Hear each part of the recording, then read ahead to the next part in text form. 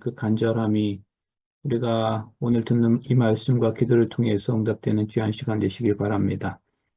오늘 아침에는 우리는 공사 중입니다. 이런 제목으로 말씀드리겠습니다.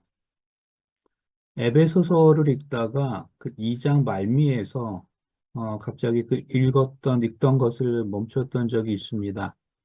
그곳에 한 표현이 제 뇌리를 쳤기 때문입니다. 에베소서 2장 20절부터 22절까지 있는 말씀이었는데요.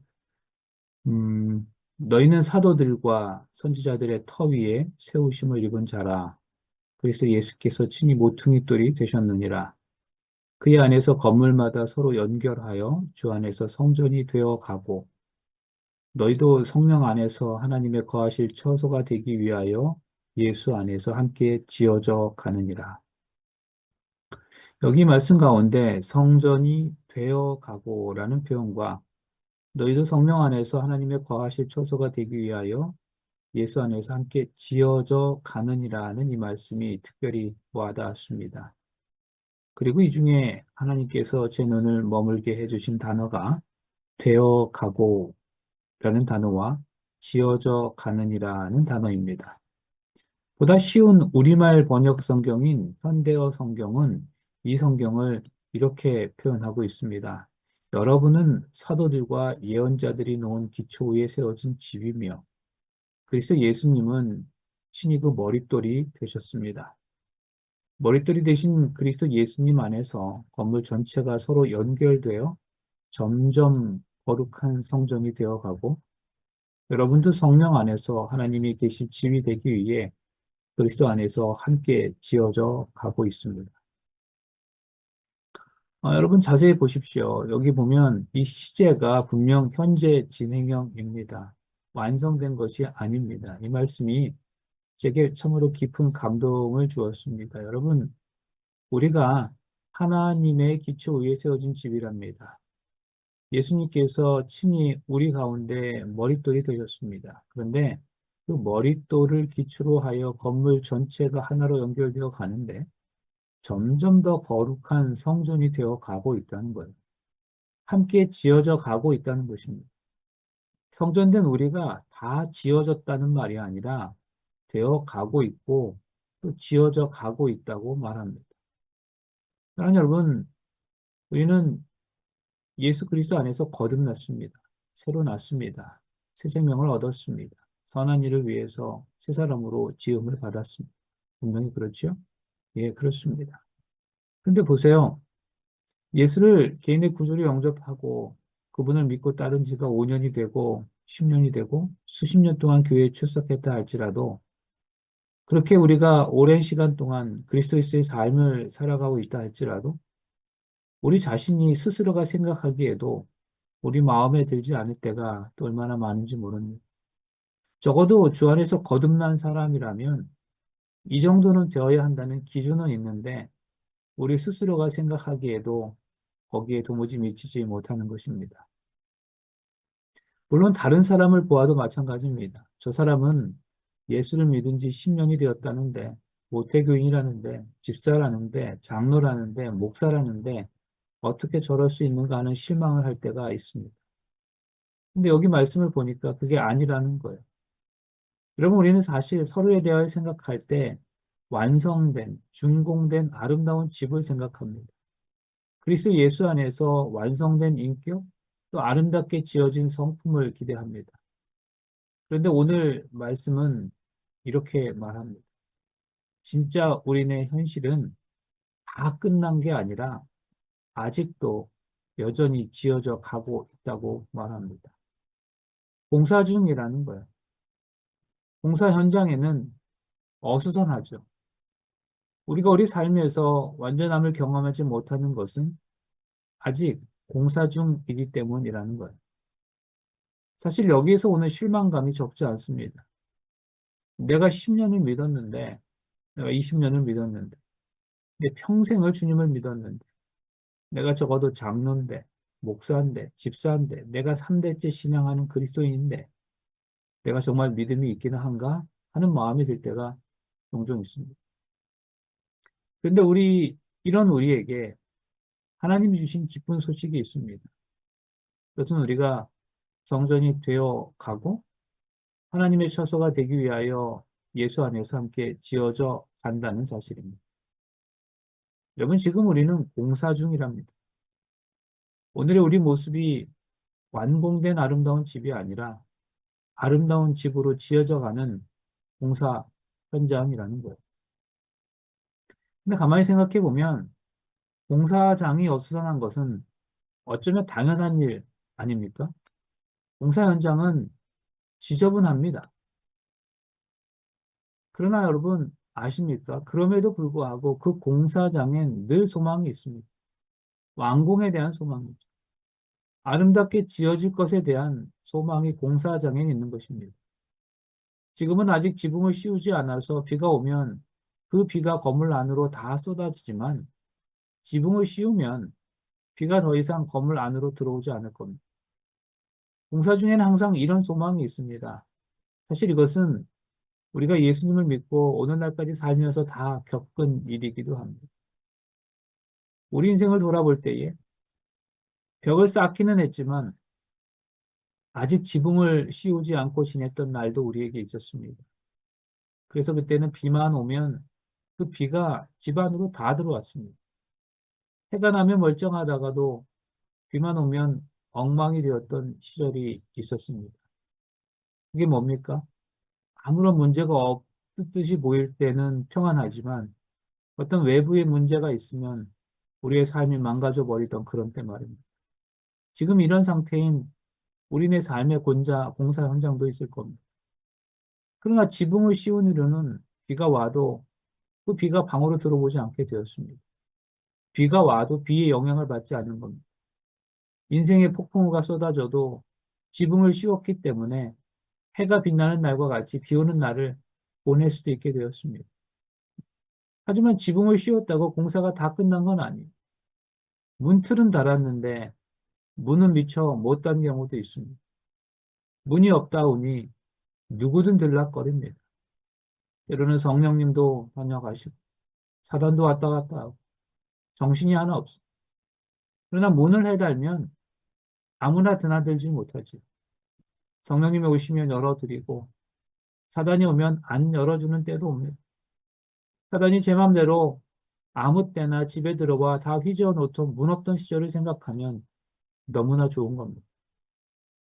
문을 다니까 찬바람이 불어도 걱정이 없습니다. 거기다 보일러까지 설치하고 욕조 공사까지 끝내면 청결도가 높아지는 겁니다. 밖에 나갔다 들어오면 샤워를 하고 더러운 것이 하수를 통해 밖으로 나가고 상수를 통해서는 좋은 물이 흘러오고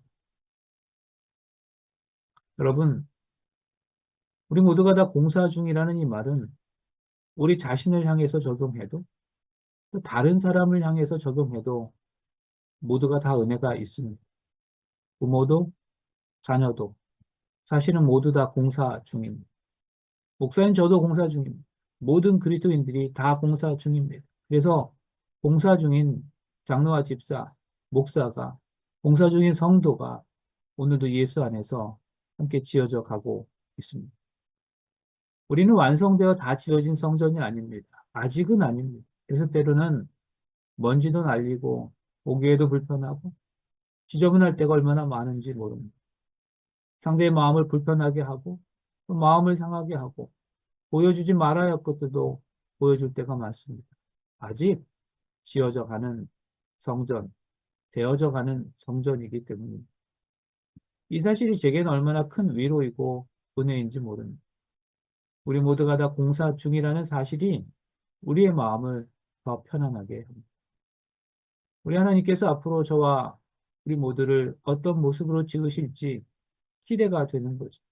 그래서 서로가 공사 중임을 인정하는 우리에게 넘치는 게 있다면 그것은 바로 소망입니다. 이 말씀과 관련해서 한 가지 생각나는 것이 있었습니다. 사실 출산을 기다리는 임신부들을 볼 때는 오늘의 이 말씀이 떠오릅니다. 산모가 아이를 해산하기 직전에는 무엇인가 부자연스럽고 볼품없는 모습임을 기억하자는 것입니다. 해산하는 날, 만삭이 된 여인은 보통의 사람들과는 달라도 너무나 다르게 마련입니다. 몸의 무게, 중심과 균형이 바뀌고 걸음걸이도 자연스럽지 못합니다. 균형을 잘 잡지 못해 걷는 모습도 어색할 수 있습니다.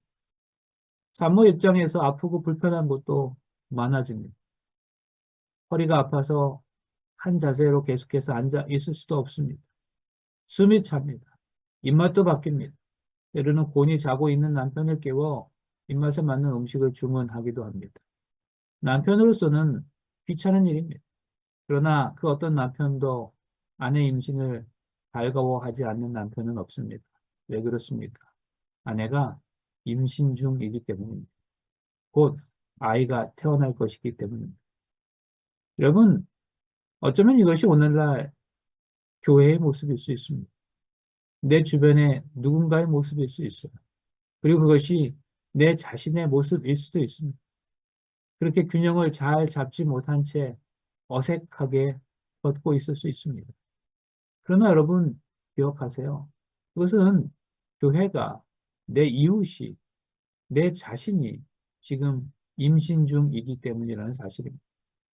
하나님의 목적을 잉태하고 있기 때문입니다. 하나님의 교회는 지금 분만 대기 중이기 때문입니다. 하나님은 교회를 통해서 무언가 새로운 일을 행하실 것입니다. 교회는 전에 먹었던 음식을 먹지도 못합니다. 입맛이 변했습니다. 그러나 우리는 그것으로 오히려 기뻐할 수 있어야 합니다. 그것은 결정적인 순간을 위하여 하나님의 목적을 해산할 만반의 준비가 완료되었다는 뜻이기 때문입니다.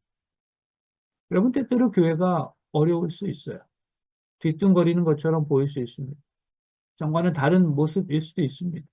쉽게 상처받고 아픈 것도 많을 수 있습니다. 때로는 균형을 잃고 넘어지는 것처럼 보일 수 있어요. 그러나 그것으로 인해서 실망하거나 불평하지 마시기 바랍니다. 왜냐하면 그 순간 교회는 하나님의 목적을 잉태하고 해선을 위해서 준비하고 있기 때문입니다. 혹 임신의 기간이 길다고 불평하지 마시기 바랍니다. 코끼리의 임신 기간은 2년 가까이 된다는 말을 어디선가 들은 적 있습니다. 그렇다면 여러분, 태어날 새끼의 크기가 클수록 임신 기간 동안 길어지는 것 아니겠습니까? 또한 여러분, 우리가 몸담고 있는 이 교회에 어려움이 있을 수 있어요. 우리에게 환란이 있을 수 있습니다. 위기가 있을 수 있습니다. 그러나 그것이 저와 여러분의 믿음과 신앙을 잃어버리거나 교회를 향하여 비난의 화살을 던지는 구실이 되지 않기를 간절히 소망합니다. 조금만 더 희망과 기대를 가지고 믿음으로 기다리면 하나님의 목적을 눈으로 목도하게 될 것입니다. 이제 말씀을 마치려고 합니다. 우리 삶에서 온전한 것은 없습니다. 완전한 것도 없습니다. 완전히 맞춰진 것도 없습니다. 그것이 우리가 절대로 원하진 않지만 우리 삶에서 고통을 경험하는 이유입니다. 불편함도 경험합니다. 인간관계에서 실망도 하지만 보다 정직하게 자신을 돌아보면 스스로에게도 실망할 것들 뿐입니다. 왜요? 우리는 아직 공사 중이기 때문입니다. 임신 중이기 때문입니다. 이럴 때 다 완성되었을 때의 기쁨을 미리 생각하는 거예요. 출산의 기쁨을 생각하는 것입니다. 그것이 무엇입니까? 그게 소망입니다. 그게 인내입니다. 그러므로 오늘의 내 모습과 형편에 불평하기보다는 하나님 안에서 미래의 온전한 모습을 그리시면서 오늘 이겨내시는 우리 모두의 삶이 되시기를 간절히 바랍니다. 그러므로 오늘 이 시간에 오늘의 불편함과 불완전함을 믿음으로 이겨낼 수 있는 소명을 달라고 주님께 간절히 기도하는 시간 되시고 그것이 오늘 우리의 삶이 되시기를 바라면서 말씀을 마치겠습니다. 기도하시겠습니다. 사랑의 아버지 하나님, 우리를 하나님의 성전으로 지으시는 은혜와 사랑을 감사합니다. 우리가 아직 공사 중임을 인정하며 그 가운데서도 하나님께서 신실하게 일하고 계심을 믿습니다.